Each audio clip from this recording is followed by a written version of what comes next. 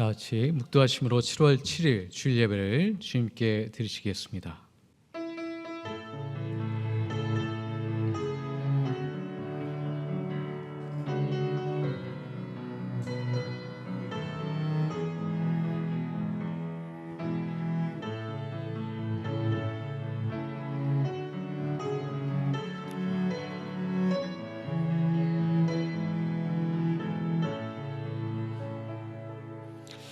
하나님은 우리의 피난처시요 힘이시니 환난 중에 만날 큰 도움이시라.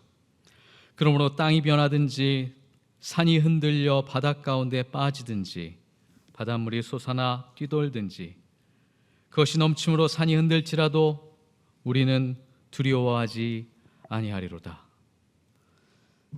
창조주 하나님, 오늘도 우리 가운데 새날을 허락하여 주시며 거룩한 날 주님께 나와 복된 예배를 드릴 수 있도록 은총 베풀어 주시니 감사합니다. 우리의 삶에 수많은 걱정과 염려와 두려움을 주님께 내려놓으며 주님이 주시는 참된 생명 안에 새롭게 덧입혀지는 예배 될 수 있도록 축복하여 주시옵소서. 예수님의 이름으로 기도드리옵나이다. 아멘. 다 같이 일어나셔서 찬송가 23장 하나님께 찬양하시겠습니다.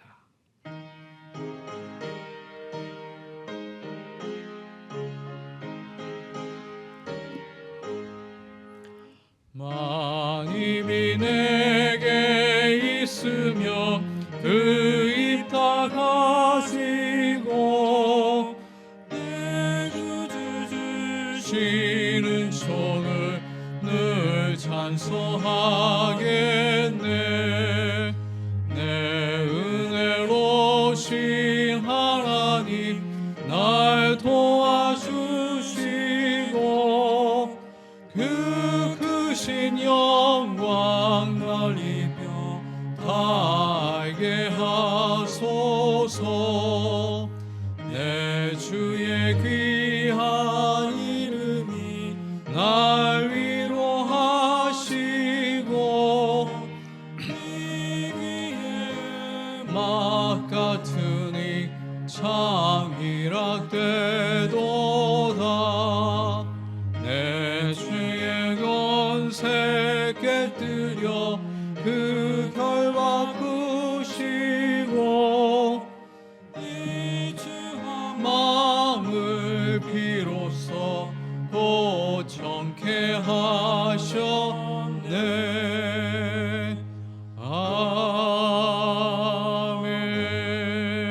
아멘. 우리 신앙을 사도신경으로 하나님께 고백하시겠습니다. 나는 전능하신 아버지 하나님, 전지의 창조주를 믿습니다. 나는 그의 유일하신 아들 우리 주 예수 그리스도를 믿습니다. 그는 성령으로 잉태되어 동정녀 마리아에게 나시고 본디오 빌라도에게 고난을 받아 십자가에 못 박혀 죽으시고 장사된 지 사흘 만에 죽은 자 가운데서 다시 살아나셨으며 하늘 오르시어 전하신 아버지 하나님 우편에 앉아 계시다가 그로부터 살아있는 자와 죽은 자를 심판하러 오십니다. 성령을 믿으며 거룩한 공교회와 성도의 교제와 죄를 용서받는 것과 몸의 부활과 영생을 믿습니다. 아멘. 시편 104편 교독하시겠습니다. 내 영혼아 여호와를 송축하라. 여호와 나의 하나님이여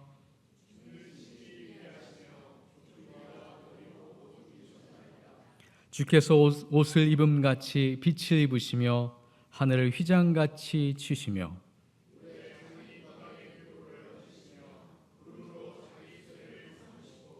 바람 날개로 다니시며 바람을 자기 사신으로 삼으시고 불꽃으로 자기 사역자를 삼으시며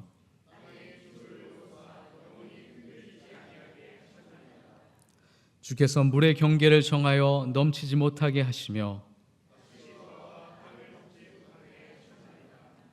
여호와께서 샘을 골짜기에서 솟아나게 하시고 산 사이에 흐르게 하사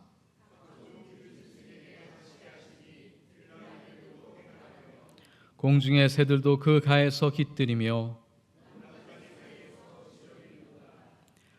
그가 그의 누각에서부터 산에 물을 부어 주시니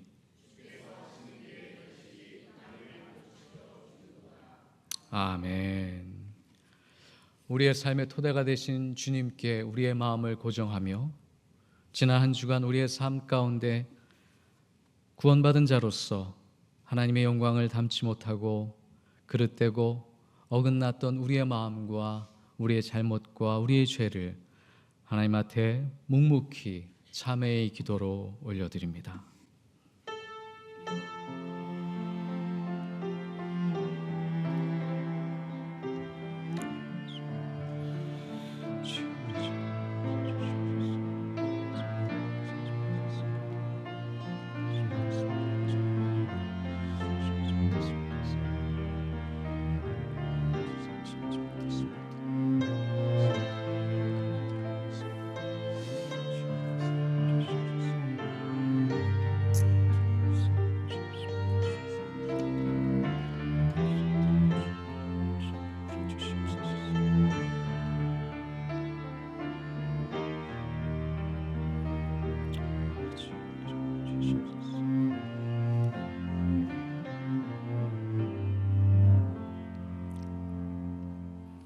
하나님께서는 진심으로 회개한 사람을 용서하십니다. 그러므로 예수 그리스도 안에 있는 사람은 결코 정죄당하지 않습니다. 그것은 예수 그리스도께서 우리의 죄를 우리의 죄와 죽음의 세력에서 해방시키셨기 때문입니다. 그러므로 나는 성부와 성자와 성령의 이름으로 지금 우리가 고백한 모든 죄가 용서받았음을 선언합니다. 아멘. 착석하시겠습니다.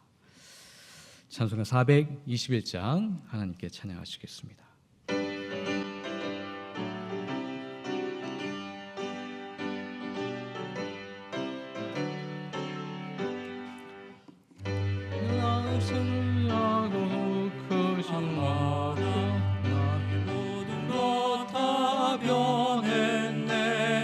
지금 내가 가는 길 천국 길이요 주의 피로 내 죄를 씻겼네.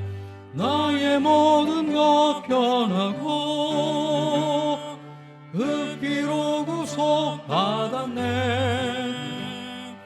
하나님은 나의 구원 되시오니 내게 정죄함 없겠네. 주님 맑은 빛 되서 어둠에 지니 나의 모든 것 다 변했네. 지금 내가 주 앞에 온전케 됨은 주의 공로를 의지함일세. 나의 모든 것 변하고 그 피로 구속받았네. 하나님은 나의 구원 되시오니 내게 정죄함 없겠네. 내게 성령이 임하고 그 크신 사랑 나의 맘에 가득 채우며 모든 공포 내게서 물리치시니 내 맘 항상 주 안에 있겠네. 나의 모든 것 변하고 그 피로 구속받았네. 하나님은 나의 구원 되시오니 내게 정죄함 없겠네. 아멘. 예를 위해서 윤성웅하고 나와서 대표 기도해 주시겠습니다.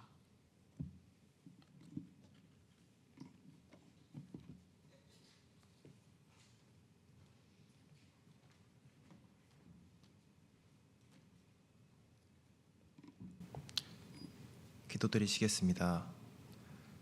사랑의 하나님, 어느덧 한 해의 절반을 보내고 맞이한 7월의 첫 주를 맞이하였습니다. 일주일간 무더위와 장마 가운데에서도 저희의 삶을 지켜주시고 이 자리에 나와 찬양드리고 기도드릴 수 있게 하심에 감사드립니다. 한 주간 저마다의 삶을 살아오며 알지 못하게 많은 죄들을 지어왔음을 이 시간 시인합니다. 주님 없이는 한없이 부족한 저희들이지만 때로는 나의 힘으로만 모든 것을 해결하려 하며 나의 능력만 믿고 교만하며 살아갈 때가 많습니다. 연약한 저희를 아시며 매순간 방패되시는 주님, 삶 가운데에서 매순간 주님이 저희와 함께 계셨으며 인도해 주셨음을 믿습니다. 주님 앞에서 한없는 죄인임을 인정하고 회개하며 나아가오니 가엾게 여겨주시고 용서해 주세요.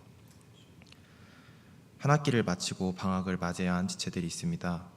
휴식하는 가운데에서도 신앙적으로 연약해지지 않고 주님과 멀어지지 않도록 주님께서 함께해 주시고 대학교회가 그들과 주님의 지속적인 만남의 통로가 될 수 있도록 저희 대학교회를 사용하여 주세요. 이 시간 외딴 곳에서 복음을 전파하며 노력하시는 선교사님들이 있습니다. 그들과 항상 함께해 주시고 힘 주셔서 그들을 통해서 주님을 알지 못한 이들이 주님을 알게 하시고 구원받을 수 있길 원합니다. 어려운 사회를 위해 기도합니다. 의료계의 혼란스러운 상황이 아직도 지속되고 있습니다. 한 학기가 끝났음에도 아직 돌아오지 못한 학생들과 전공의 선생님들 그리고 그 자리를 메우기 위해 힘쓰고 계시는 교수님들과 의료진들을 위해 기도하오니 힘 주시옵소서. 칠흑 같은 어둠 속에서도 주님께서는 주님만의 방식으로 어려움을 해결하여 주실 것을 믿으며 저마다의 삶을 굳건히 살아갈 수 있도록 하옵소서. 예배를 위해 기도합니다. 이 시간 말씀 전해주실 이주영 목사님을 기억해 주시고 말씀에 힘을 부어주세요. 그리하여서 저희 마음 가운데 말씀이 들어올 수 있도록 하여 주옵시고 예배를 마치고 세상으로 나아가 그리스도인으로서의 역할을 잘 감당할 수 있도록 하여 주시옵소서. 저희의 삶을 통해서 예수님의 얼굴이 드러날 수 있길 원합니다. 이 예배 가운데에 오직 주님만이 임하시길 원합니다. 주님 홀로 영광 받으시길 원하오며 예수님의 이름으로 기도드렸습니다. 아멘.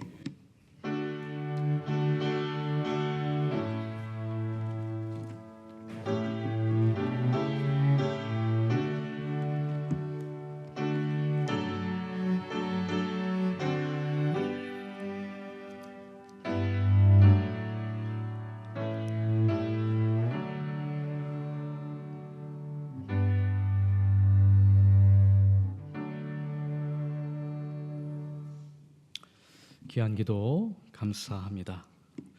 교회력에 따라 오늘 우리에게 주시는 하나님의 말씀은 마가복음 6장 1절에서 13절입니다.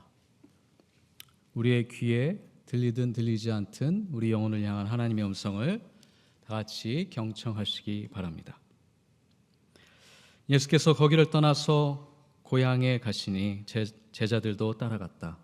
안식일이 되어서 예수께서 회당에서 가르치기 시작하셨다. 많은 사람이 듣고 놀라서 말하였다. 이 사람이 어디에서 이 모든 것을 얻었을까? 이 사람에게 있는 지혜는 어떤 것일까? 그가 어떻게 그 손으로 이런 기적들을 일으킬까? 이 사람은 마리아의 아들 목수가 아닌가? 그는 야고보와 요셉과 유다와 시몬의 형이 아닌가? 또 그의 누이들은 모두 우리와 같이 여기에 살고 있지 않은가? 그러면서 그들은 예수를 달갑지 않게 여겼다. 그래서 예수께서 그들에게 말씀하셨다. 예언자는 자기 고향과 자기 친척과 자기 집 밖에서는 존경을 받지 않는 법이 없다. 예수께서는 다만 몇몇 병자에게 손을 얹어서 고쳐주신 것밖에는 거기서는 아무 기적도 행하실 수 없었다. 그리고 그들이 믿지 않는 것에 놀라셨다. 그리고 예수께서는 마을들을 두루 돌아다니시며 가르치셨다. 그리고 12제자를 가까이 부르셔서 그들을 둘씩 보내시며 그들에게 악한 귀신을 억누르는 권능을 주셨다. 그리고 그들에게 명하시기를 길을 떠날 때에는 지팡이 하나밖에는 아무것도 가지지 말고 빵이나 자루도 지니지 말고 전대에 동전도 넣어가지 말고 다만 신발은 신되 옷은 2벌 가지지 말라고 하셨다. 또 그들에게 말씀하셨다. 어디서 어느 집에 들어가든지 그곳을 떠날 때까지 거기에 머물러 있어라. 어느 곳에든지 너희를 영접하지 않거나 너희의 말을 듣지 않거든 그곳을 떠날 때에 너희의 발에 묻은 먼지를 떨어서 그들을 고발할 증거물로 삼아라. 그들은 나가서 회개하라고 선포하였다. 그들은 많은 귀신을 쫓아내며 수많은 병자에게 기름을 발라서 병을 고쳐 주었다. 아멘. 이것은 주님의 말씀입니다. 성가대 하나님께 찬양 드리시겠습니다.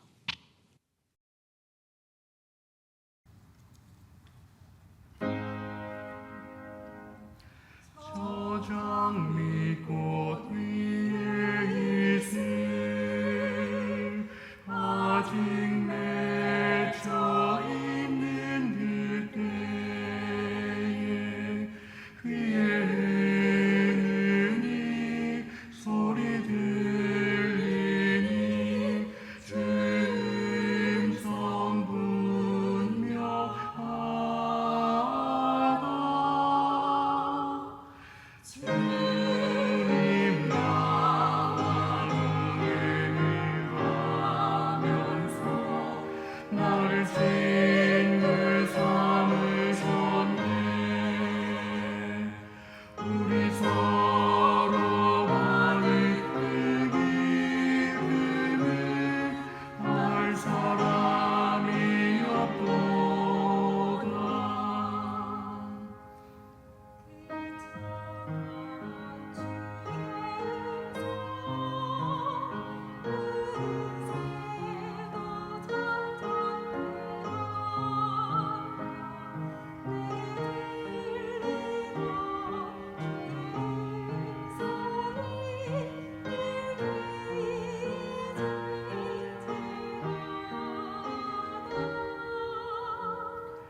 주님 나와 동행을 하면서 나를 친구 삼으셨네.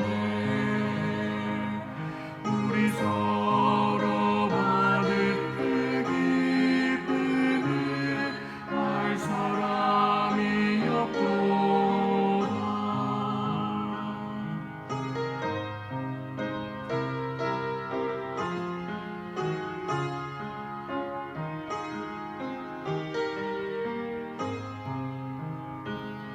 밤 깊도록 봉산하네. 주와 함께 있으려 하나. 괴로운 세상에 할 일 많아서 날 바라며 앞진다. 주님 나와 동행을 하면서 나를 친구 삼으셨네. 우리 서로 받은 그 기쁨을 알 사람이 없도다.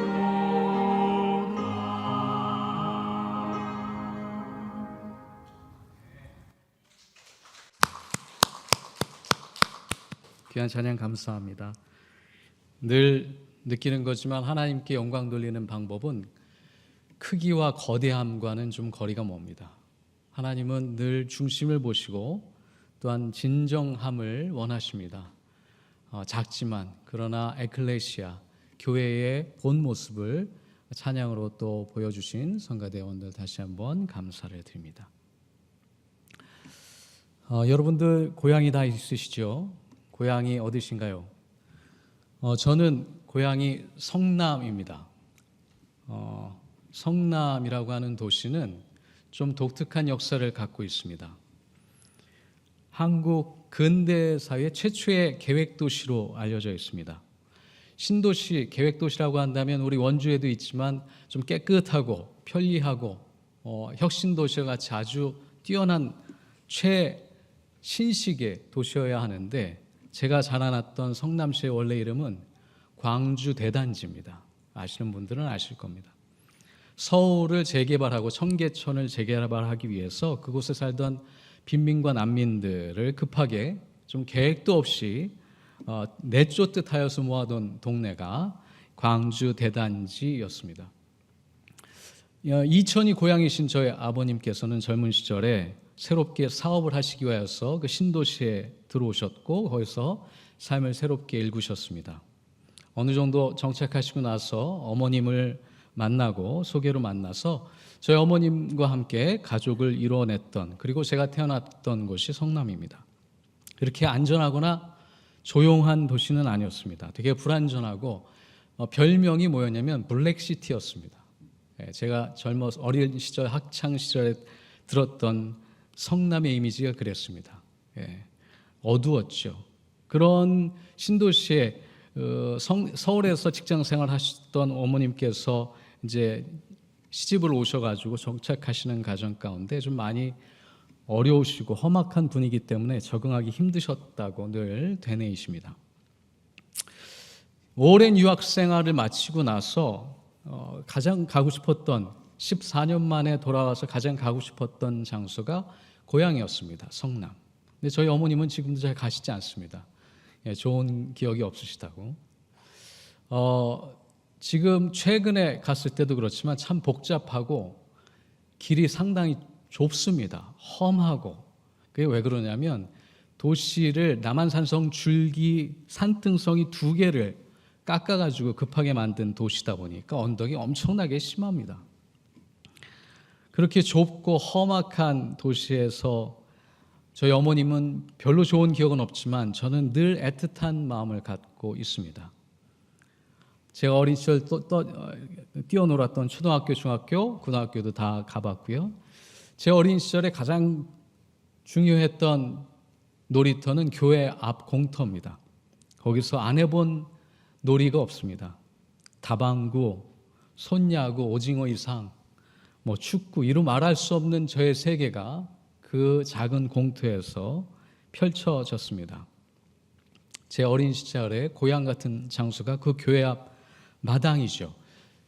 이민자들이 고국에 대한, 고향에 대한 향수로 가장 사랑하는 시, 노래가 있습니다. 향수라고 들어보셨을 겁니다. 정지용 시인의 향수를 그 성가대나 혹은 음악회를 하면 자주 부릅니다. 넓은 벌 동쪽 끝으로 옛 이야기 줄줄대는 실개천이 휘돌아 나가고, 이 노래 아시죠? 네.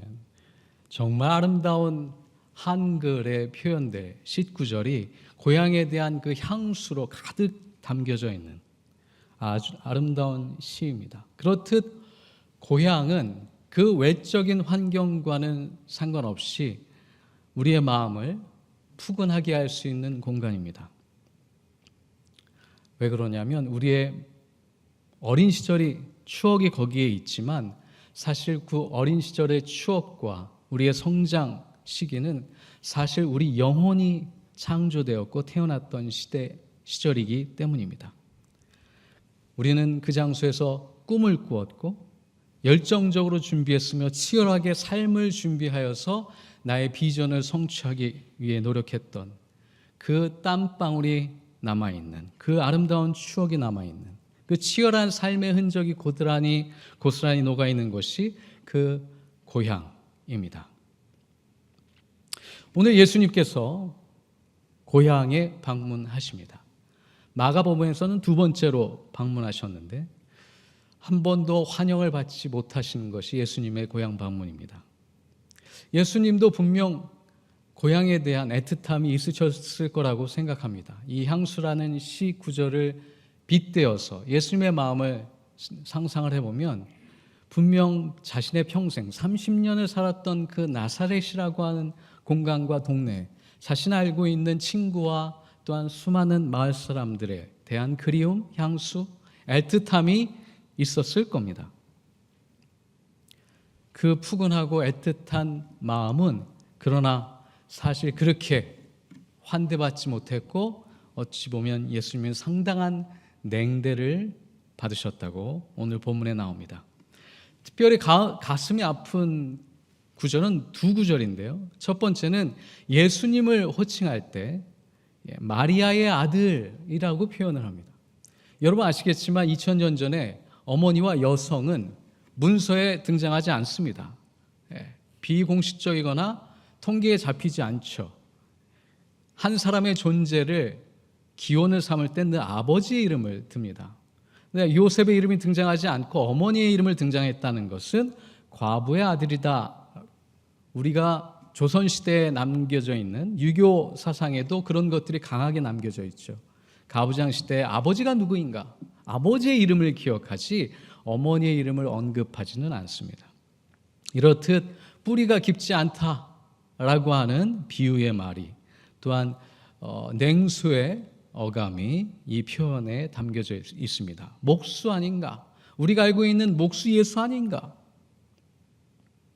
그리고 두 번째는 그들의 예수님의 형제 이름들을 거론하고 여자 형제들의 이름도 등장을 합니다. 이 얘기는 그들은 특별할 게 없었다. 우리가 아는 그들은 평범한 사람이다. 마치 나다니엘이 예수님의 이야기를 처음 듣고 나서 나사렛에서 오셨다고 하니까 뭐라고 얘기하죠? 거기에 무슨 선한 것이 나올 수 있겠는가? 라고 하는 아주 시대적인 사회적인 풍토를 그대로 반영합니다. 의구심을 깊게 품고 있었죠. 나사렛 사람들, 고향 사람들도 비슷한 마음으로 예수님을 받아들인 것 같습니다. 그들은 왜 예수님을 외면했을까요? 왜 그들에게 예수님은 그냥 평범한 사람밖에 되지 못했을까요?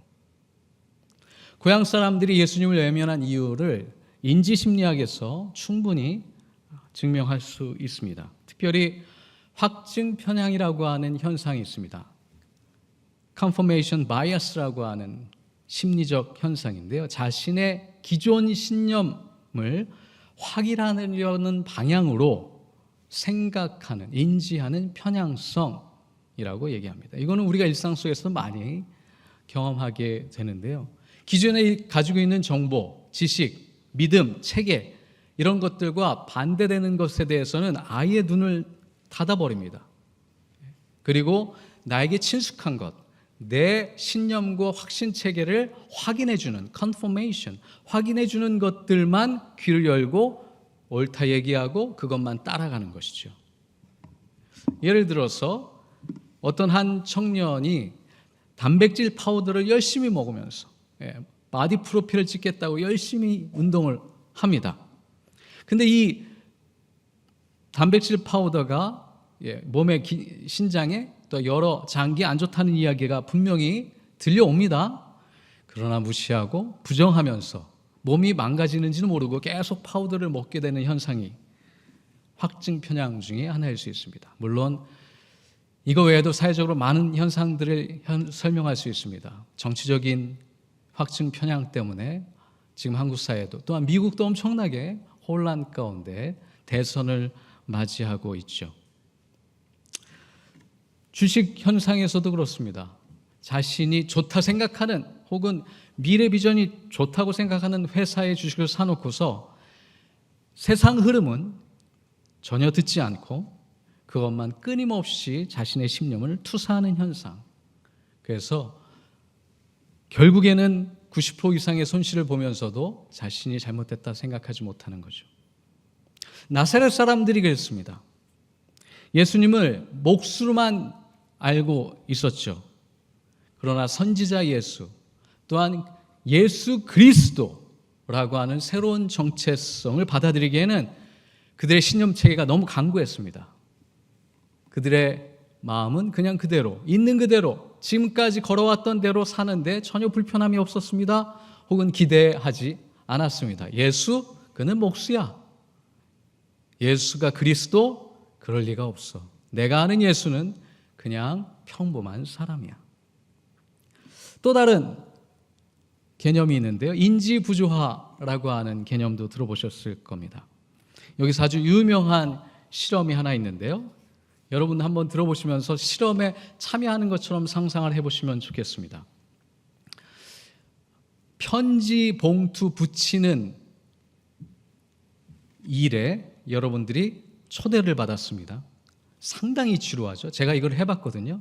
미국에서 그 알바를 하는데 아주 단순 노동을 원한다고 그래서 영어도 필요 없다고 그래가지고 첫째 해인가 두 번째 해에 이 알바를 1시간을 한 적이 있습니다. 1시간이 아니네, 한 4시간을 했습니다. 끊임없이 똑같은 편지 봉투를 계속 풀로 붙여서 한 몇백 평이 되는 편지 봉투를 보내는 거죠.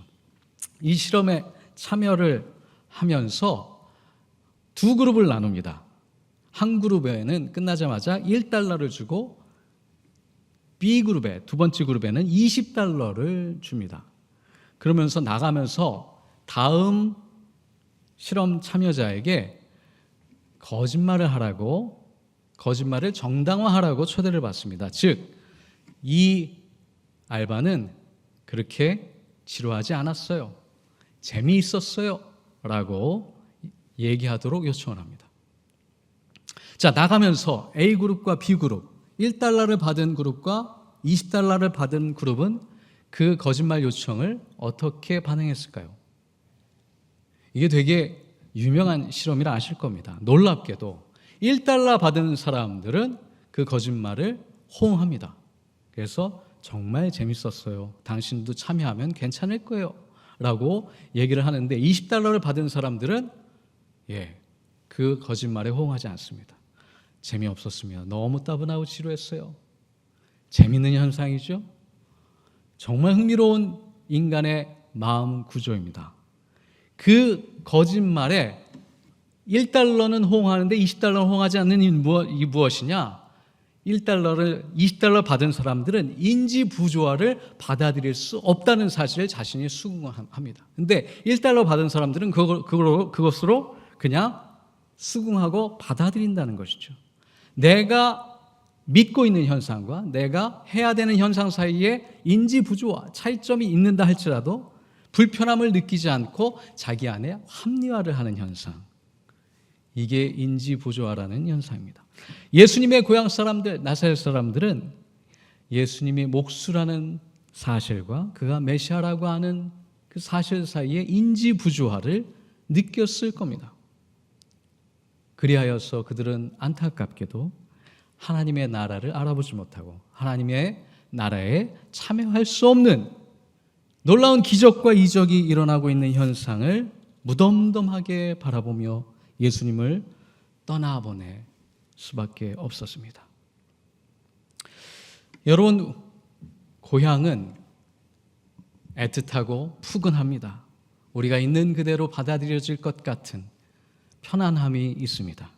그러나 영적인 의미에 있어서 고향은 어떤 의미에서 우리의 발전 가능성, 영적으로 성장하는 데 걸림돌이 된다는 사실을 나사렛 사람들은 보여주고 있습니다. 여러분, 무엇을 알고 계십니까? 무엇을 믿고 계십니까? 어떤 신념 체계에 여러분의 삶이 놓여져 있습니까?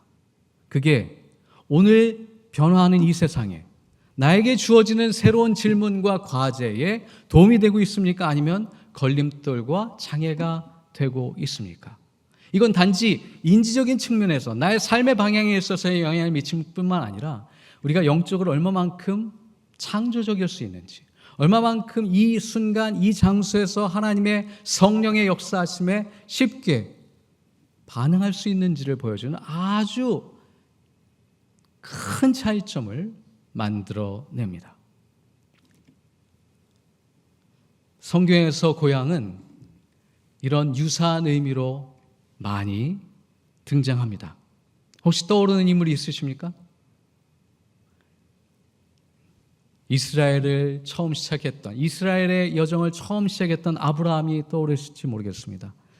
그가 야훼 하나님의 부르심을 받고 첫 번째로 했던 반응이 뭐죠? 친척 아비 집을 떠났다고 얘기합니다. 그 고향입니다. 고향을 떠나야 비로소 야훼 하나님과 동행할 수 있었다는 사실이죠. 그 고향이 뭡니까? 그의 삶을 지금까지 지탱하고 버텼던 가장 큰 자원이었으며 가치관이었으며 힘이었습니다. 동력이었습니다. 그런데 하나님은 기어코 그를 그곳에서 떠나게 하십니다. 또한 예수님은 어디에서 태어나셨죠? 나사렛이 아니죠. 예수님은 요셉과 마리아 부모님을 따라서 베들레헴으로 향하셨죠. 거기에 누울 곳이 없어서 마굿간에서 태어나셨습니다. 너무 낯선 곳, 한 번도 쉼을 얻지 못하였던 그 장소에서 예수님은 태어나셨습니다. 새로운 역사가, 하나님의 나라가 그 낯선 장소에서 시작됐습니다. 여러분, 하나님의 나라에 참여한다는 것은 때에 따라서는 상당한 도전과 용기를 요구합니다. 왜냐하면 익숙함을 내려놓도록 초대하기 때문이죠. 익숙한 것은 하나님의 역사하심에, 하나님의 창조적인 역사에 때에 따라서는 걸림돌이 될 수 있다는 사실을 우리는 잘 알고 있습니다. 바울을 기억하십시오. 바울은 철저한 유대인이었으면서 기독교인들이 위협된다는 사실을 인식하고 그들을 처단하려고 최선을 다해 노력했습니다. 그러다가 예수님을 만나죠. 바울아, 사울아, 사울아, 나는 네가 핍박하는 예수다. 바울의 회심 이야기는 이 확증 편향, 우리가 이미 가지고 있는 신념 체계와 인지 부조화를 어떻게 극복할 수 있는지를 보여주는 영적인 자원을 제공해 주고 있습니다. 성령님께서 우리에게 임하시면 우리의 마음을 여십니다. 그리고 공고하고 딱딱했던 우리의 생각과 우리의 가치관과 우리의 신념 체계를 말랑말랑하게, 소프트하게 만들어내십니다. 그것이 우리에게 도전하시는 방식이시죠. 그러면서 새로운 증거를 찾도록 안내하십니다. 하나님이 여기에 계십니다. 하나님이 우리에게 이렇게 말씀하십니다. 새로운 증거들, 영적인 사인들을 발견하도록 안내해 주시죠. 그러면서 하나님께서 열어놓으신 새로운 길을 따라갈 수 있는 용기를 주시는 것, 그것이 창조적인 역사에 초대하시는 성령님의 인도하심입니다. 여러분, 예수님께서 경험하셨듯 우리의 고향에서 외면받거나 또한 냉대당하지 않으시길 바랍니다. 또한 그렇게 아니 될 줄 믿습니다. 왜 그러느냐? 우리의 고향은, 우리의 궁극적인 고향은 하나님이기 때문입니다. 우리가 가야 할 방향은 하나님의 나라입니다. 하나님은 결코 우리를 외면하거나 거절하시지 않습니다. 그런데 오늘 이야기에서 주어가 예수님을 거절하고 외면한 주체가 누구입니까? 고향입니다. 하나님이 아니라 고향입니다.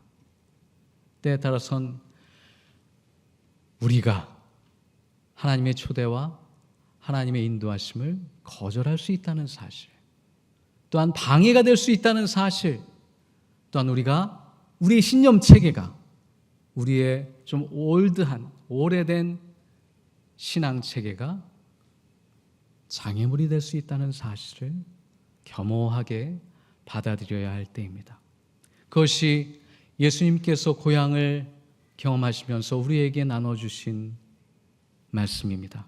우리가 영적으로 깨어있을 때 성령님의 인도하심이 오늘 이 자리에 내 삶 가운데 함께 하신다는 사실을 깨어서 반응할 때 우리는 결단코 과거 지향적으로 살 수 없습니다. 현재 이 시간에 역사해 주신 대신 주님을 따라가며, 때에 따라서는 지금까지 편하게 느껴졌던 우리의 편견과 선입견 혹은 그 안주하고자 하는 마음마저도 주님은 극복하고 내려놓고 새로운 길을 가도록 인도해 주십니다.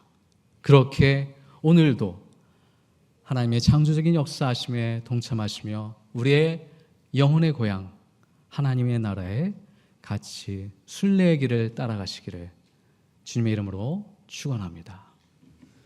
주신 말씀 생각하며 우리 마음과 영혼 가운데 주신 말씀을 우리 영혼 가운데 깊이 담는 기도, 침묵의 기도 드립니다.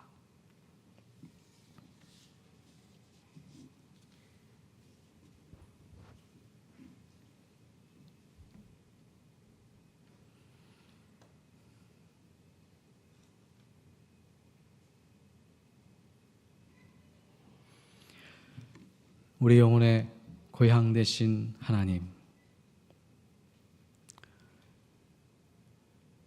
우리가 태어난 그 자리로 우리가 다시 돌아갈 수 있도록 우리에게 영적인 지혜와 영적인 깨달음과 또한 창조적인 하나님 역사에 참여할 수 있는 믿음과 용기를 허락하여 주시옵소서. 예수님의 이름으로 기도드립니다. 아멘.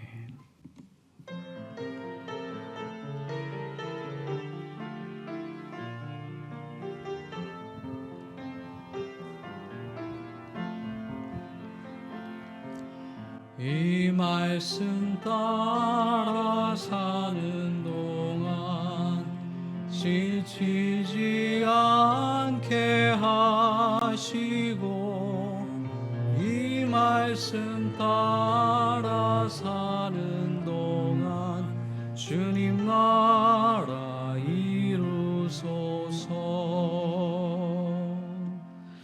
준비하신 봉헌금을 하나님께 올려드리겠습니다.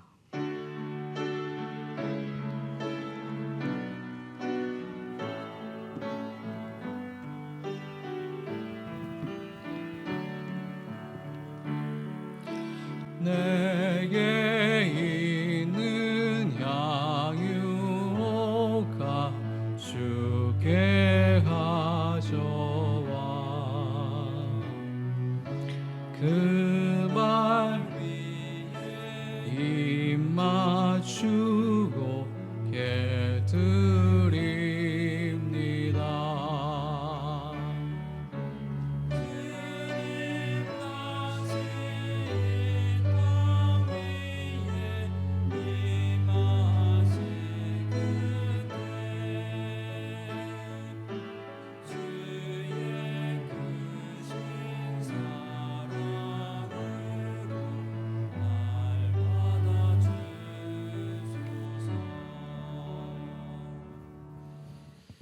우리의 삶의 시작이요 마지막이 되신 주님, 이 땅에 살면서 주님을 믿고 하나님의 나라에 참여할 수 있는 거룩한 여정을 떠날 수 있도록 순례의 길을, 하나님의 제자, 예수님의 제자의 길을 살아갈 수 있도록 축복하여 주시니 참으로 감사를 드립니다. 그러기에 우리가 숨쉬는 것, 우리가 먹는 것, 또한 우리가 사역하는 것, 우리가 만나고 교제하는 그 모든 것 안에서 당신의 거룩함을, 당신의 축복을 발견할 수 있습니다. 그러기에 감사의 예물을 주님께 올려드립니다. 또한 수입의 10의 1조를 주님께 올려드립니다. 주님, 당신의 영광이 선포되는 그 자리에 쓰임받을 수 있도록 축복하여 주옵소서.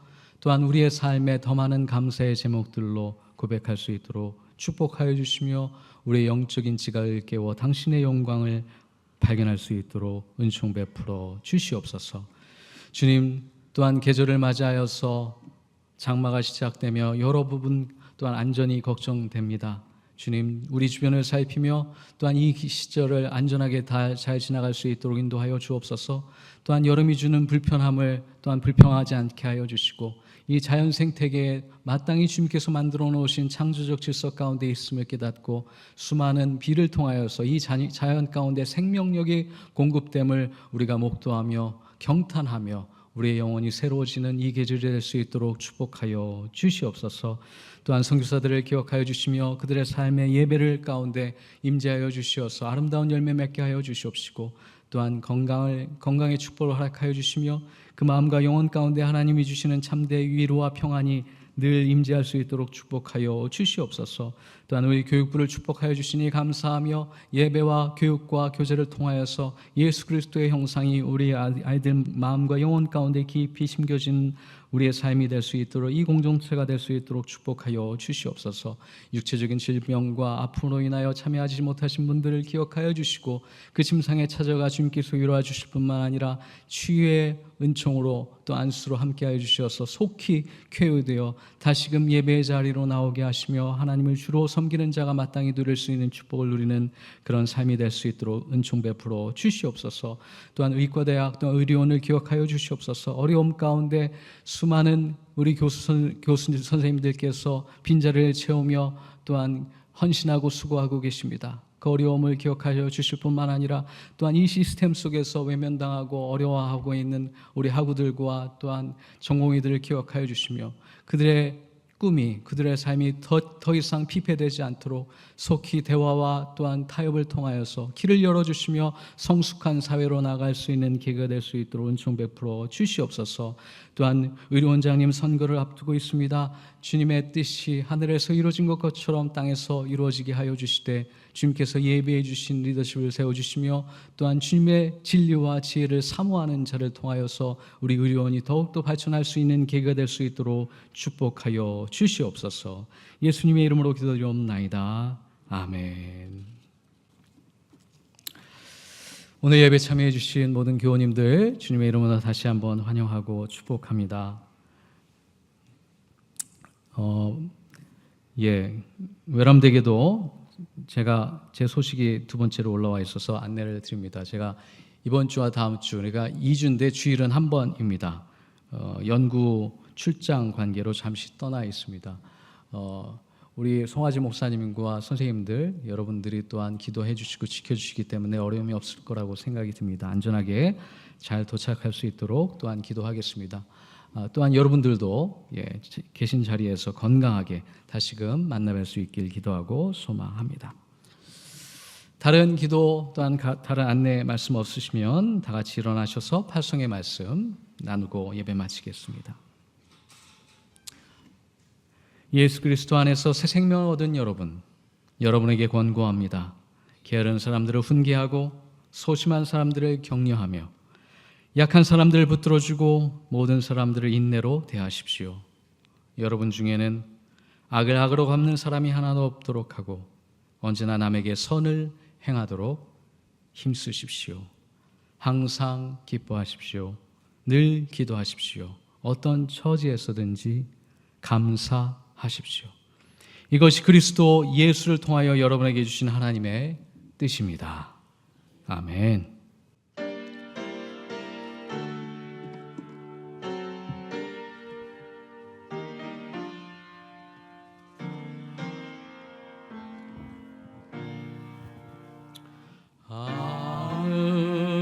하늘에 계신 아버지 이름 거룩하사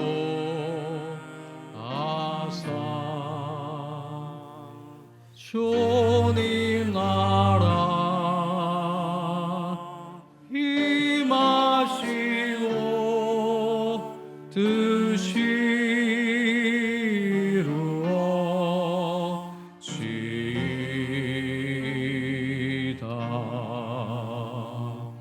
일용할 양식 주시고 우리들의 큰 죄 다 용서하옵시고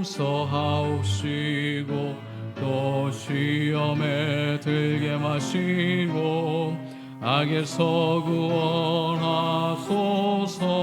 내게 주의 나라 주의 권세 주의 영광 영원히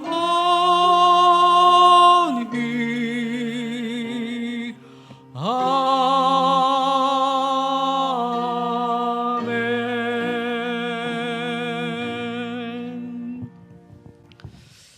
지금은 우리 주 예수 그리스도의 놀라우신 사랑과 하나님의 무한하신 은혜와 성령님의 위로와 치유와 동행의 역사가 고향을 잃고 헤매고 있는 수많은 영혼들 속에 영원한 고향으로 초대하시고 그분의 음성을 따라 오늘도 순례의 길을 떠나는 사랑하는 모든 교우님들 가운데 또한 연세의료원과 연세대학교와 땅끝까지 이르러 영원히 함께 하시옵기를 간절히 축원하옵나이다.